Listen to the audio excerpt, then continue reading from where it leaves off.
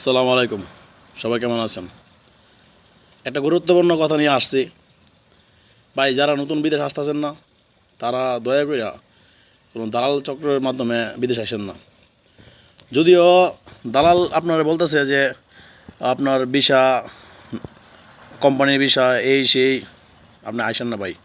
এতগুলো টাকা খরচ করে আইসা সাপ্লাইয়ের মধ্যে পড়বেন, তারপরে কাজ কাম পাইবেন না, আকামা পাইবেন না, ঝামেলা। আমার অনেক পরিচিত বন্ধুবান্ধব আসছে, আইসা অনেক কানাকাটি করতেছে, কাজ নাই, বিষয়, তারপর পাসপোর্ট নাই, পাসপোর্ট হাত দালাল নিয়ে নিছে, তারপর আকামা দেয় না। তো আমি একটাই কথা বলবো, যদি আসতে চান, ট্রাভেলস আছে, ভালো ভালো ট্রাভেলস আছে, ওই ট্রাভেলসের মাধ্যমে আসবেন।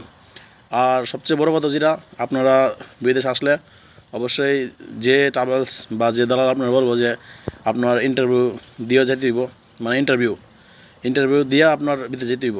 যে কোনো কাজে আপনি আসেন, লেবার আসেন, গাড়ি ড্রাইভার আসেন, যে কোনো কাজে আসেন, যদি বলে ইন্টারভিউ দিতে হইব, তাহলে ওই কাজের জন্য টাকা জমা দেন।